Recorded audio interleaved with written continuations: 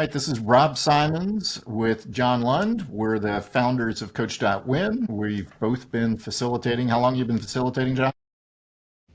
Pushing 25 years now because I'm 25 years in the Wow. entrepreneurs organization. So 23 I was years, going I to say guess. I'm probably close to 15 to 20 years. But the question today, the topic today is one that we hear a lot. I know probably between you and I, we've facilitated thousands of meetings, and we've probably been in every type of meeting room you can imagine, good, bad, and otherwise. And so I thought we'd take a few minutes and talk about what makes a great meeting space. So let's just start with the obvious, John. Why does the meeting space even matter for an offsite, whether it's a quarterly planning, annual planning?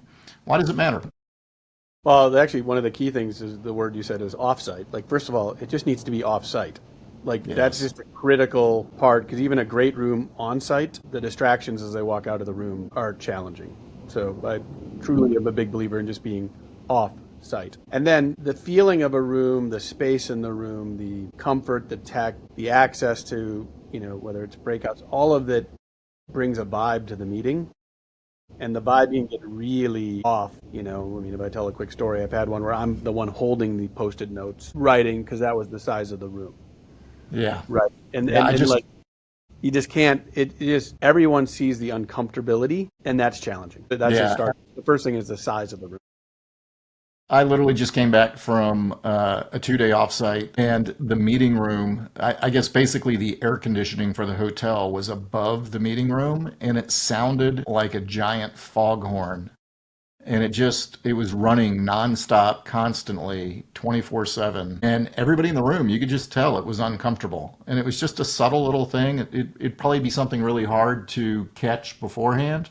But I even went and asked the venue, I was like, is there anything we can do about this? They're like, well, it's the air conditioning. I'm like, well, this is kind of ruining our meeting. So, Yeah, I mean, that gets a good point. I think the heat and air conditioning, do you have control yourself of the room is a great, the rooms that have their own self-control, that's way better than you're working on somebody else's AC or heat situation. So that's one. I mean, again, just the most important thing to me is there's enough space, the tech's working, the AC and all that stuff, but it's just a nice quiet space that we can all have a little fun in and communicate well and just feel good about each other. I mean, that's kind of the part of the deal versus being crowded or uncomfortable in any way.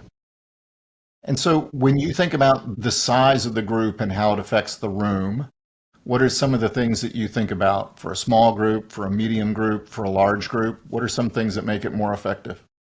I just always start off with, especially if they're going to a hotel or they're going to some kind of facility that has it, like if it's a 6-person meeting, a 5-person meeting, I'm always like, at least double that for what room you're going to get. And I wouldn't mind if you said triple it. So if they have a 6-person conference room for a 6-person meeting, I don't want that. That's got to be at least a 12-person. I want at least like 3 feet of space behind the chairs. Yeah, Uh, so especially for an all day meeting. It's amazing. Everybody spreads out with their laptops and their phone and their iPad and their workbooks and their post it notes. You're right. The space on the desk can make all the difference in the world. Yeah, and because both of our facilitating styles are somewhat similar, we get people to get and move around because I think it's important to get people moving and not sitting, putting the post-it notes up, having some whiteboarding sessions. The 3 feet behind the chairs matters because people can walk behind the chairs without like, oh, sorry, I got to get up or you got to get up. It just makes it, people jump up more and go do something like I have an issues list. I have a parking lot. Like they can just be writing something and just pop up without annoying a neighbor and just go sit Yeah, out there. good point. Having I'm a big fan of, yeah, I was going to say, I'm a big fan of the U-shaped tables. I Yes. like to make sure that everybody is looking at each other.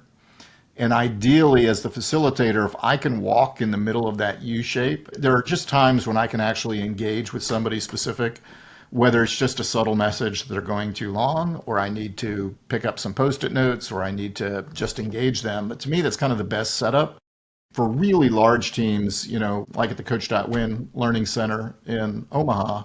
A lot of times we'll set that up more classroom style. I mean, if you have a lot of people, but I've done U-shaped tables with probably 30, 40 people. So it can be done. Yeah, we've done a lot with that. I do like the classroom depending on what style it is. Or right now we have in the Coach.Win Learning Center we have a double U. We have a kind of inner U and an outer U. Works pretty well as well. For again, that's a little more lecture facilitation style versus teamwork and development style. If you can have a facility, especially as a little bit larger team, I'd say 10 plus, if you have a 10 plus team. If there is a couple of other breakout rooms, Yes. that's Yes. super helpful. Like, hey, you four go work on that, build out that quarterly OKR. You four or five go break out that. They get separated out. Actually gives me time to do some stuff in the room while I'm there. Like if I want to get reorganized or I want to put some stuff up on the whiteboard, well, now they're all out in different rooms. There's a big benefit to that. Obviously, if you get up to 30 and 40 person groups and you want to do breakout sessions, it's critical to have breakout rooms. You don't want 4 or 5 breakout sessions going on in the same room. It's too claustrophobic. Yeah, I mean, we've actually done in the Coach.Win Learning Center where we have the U shape in the center, and then we actually have some smaller tables set on the side for like 4 to 6, which is just perfect for breakout groups. And so sometimes if you have a big enough room, you can do breakout groups in the same room. I find that's the other thing with a really good facility. There are spaces, especially a good resort or good hotel, where people can just go find a little niche and 4 people can go down to the lobby and find a little space to work for a half hour. Or the best case is they can go outside. Man, it's just awesome when you can actually go outside and get some decent weather and sit at a table and do a breakout session. I mean, as you know, I use my house for my Yeah. facilitation. Smaller teams down here in Arizona in the wintertime, and people love coming down and they go sit around the fire pit and talk through this issue. You know, go putt on the putting green and have a 20-minute call or shoot some hoops on the basketball court or do whatever. That's been, again, the energy level of the people is higher in great spaces. Yeah, absolutely. That's what's important, right? So that's all good. So when you're thinking through a meeting or working with an EA to design it, like what are some of the other gotchas that could make or break a meeting? What are some of the other things that you think about where you've seen meetings get derailed? The walls themselves matter. So it's a beautiful room, but the walls are not flat walls, or even if they're just all glass, I'm good. Now, glass has 2 different ways. If it's glass on like a tall building, you're kind of just looking at the world. Those are okay to me, and I can put my post-it notes and put up the big post-it notes or little post-it notes on the glass window. If it's glass on a ground floor and people are walking by and stuff is happening, you can just watch the people in the crowd, in the participants getting distracted by whoever's looking out that window. That can be a big distraction. Or if the walls are such that you can't stick things on them, like I've gone into where they have really elegant, it's like a Ritz. I did one at the not a Ritz-Carlton, Monarch or whatever in Southern California, that really nice resort. Well, there was all this specialty teak wood that was all Ugh. different textures. So nothing stuck to a wall. There was no place to put anything. That was terrible. So like, are the walls flat? Is the technology good? If you're going to need laptop power, what does the laptop power look like on the tables? That's getting to be a big issue because the older facilities, they just didn't think about having power in the middle of the room. And I find sometimes that these hotels will just charge an exorbitant amount for just coming in and putting down some power strips. And so I've got one client, the assistant, and she's fantastic. She usually just orders 2 or 3, or she sends with the CEO, hey, here's 2 or 3 power strips because we don't want to have to pay $500 at the hotel. The other thing that I've found, and in some ways this has actually become even better, is yes, you want to have AV in the room. You want to have a TV at one end of the wall, ideally. But more and more, we're just having everybody open up their laptops and join a Teams meeting so they can share directly from their laptop. They can chat. They can send messages. They can look up reports and references. It's amazing. I don't know if you've seen that, but more and more my clients, it's just almost natural to have the technology open. And so even if you don't have a TV in the room, you can still share the screen and everybody's just looking at it on their laptop. Absolutely. No, I think that's a great idea, and it's actually beneficial. One of the new features in Teams, I don't know, I assume you're using it yet, but is the you can go in and do your face and then your voice properly. And now, if you have 10 people in the room all with their laptop open, but only one microphone, it'll still identify all of them. And so as the transcript's being done, it'll say that's Rob speaking, even though Rob's microphone is on my microphone. That's pretty cool. So that actually brings up another kind of gotcha, and this just happened to me this week. We had 10 people, and at the last minute, I mean, like the night before, one of the team members couldn't make it. And so now suddenly he has to be on remote. Hmm. Well, I didn't know, so I didn't have the meeting owl. I now travel with a conference microphone, so it's easy to pick up everybody's voice, especially for recording for transcription.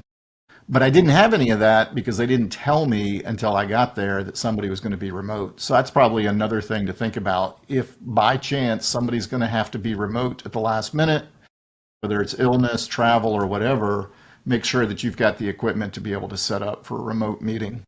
Yep. Yeah, and one other little cheat I did on that one is that we have those little side monitors. I had Hmm. to do a small meeting, so it kind of worked out. But I actually put the person on the side monitor facing out to the rest of the team near me, and I still had the meeting owl. So like it looked like the person was kind of sitting next to me. That's pretty cool. Yeah. That's a good way to do it. Yeah. Yeah, it's a different technique when you're trying to facilitate with one person that's not in the room. Yeah. My rule of thumb now is when like if somebody's going to be like an 8-person meeting and they say, but three of them don't live in the town, so three are going to. I go, well, then we're just going to go all remote. Like there's no now if Yeah, it's there's no nine to one, hybrid. nine, I'll do the one remote. But if it's 25% or more are going to be remote, let's just make the whole meeting remote because it's very challenging to mix and match. So let's talk a little bit about obviously food and drink is always an important part of these offsites. What are some of the things that make that work in your meetings? What are best practices from a food Now, perspective? luckily at Coach.Win Learning Center, we have it all set up. We have the refrigerator with lots of different types of drinks. I do find that premium or like the name brand things like Starbucks coffee for the coffee machine or Dunkin' Donuts, like having the mixture so everyone's happy is good. I tell people in advance what I have in case there's something else special they want. I did learn the hard way that when you have larger groups, actually getting a full coffee pot machine that makes a full pot of coffee, or else you get slowed down by your Keurig machine. Like Yeah. everyone's sitting there making one after another, and there's 15 people that want coffee. All of a sudden, you're 15 minutes delayed into your meeting. So, having some snacks that are protein, good snacks, having some energy sugar snacks for the afternoon.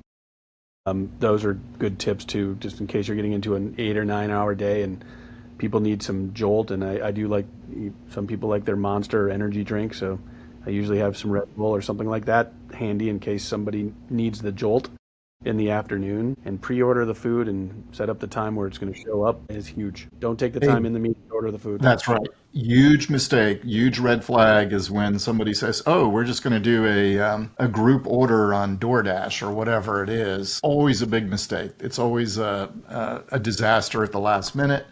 Make sure that when you're doing the pre-ordering too, I think every group I have, there's always somebody that has a dietary restriction, whether it's gluten-free or vegan, or there's always something. So make sure that's covered ahead of time. Otherwise, you're just spending time trying to deal with that one person's that just didn't get planned, which is unfortunate. The other thing I find is that if it's possible to eat in a separate room, like if it's a big enough facility and they have like an open meeting room next door, don't eat in the same room where you're doing the meeting.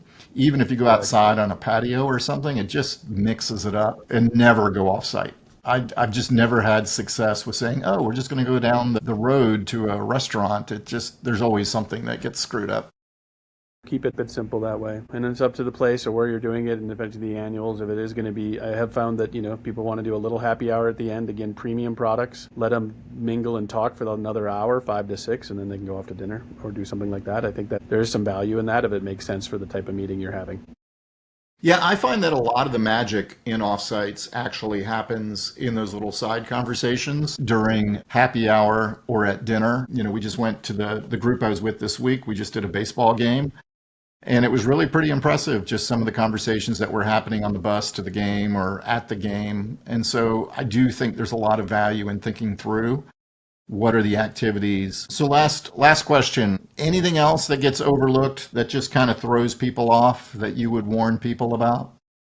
I'll tell you my pet peeve is the airport, like actually understanding when is a good start time, when is a good end time, how much time does it take to go to the airport. We just had a meeting a few weeks ago in Chicago, and I couldn't believe it. It was like a 2 hour ride to the airport because of traffic. And so Yeah. I had people at the end of the day that were like, I gotta go, I gotta go. And it's just like, it ruined the end of the meeting, and we couldn't get done what we needed to do because they were just scrambling to get to the airport. And so I like to be very specific, like, okay, we're gonna end at 3. Do not book a flight before 5:30. Yeah. And so I do spend some time thinking through the flights and logistics depending on the location. Yeah, and actually it's good for me because I need to do it. I have a couple meetings coming up, and we have construction on I-80, and that's how most people get to my office. And not that Omaha's a big deal, but it's adding 10 to 15 minutes to their drive time.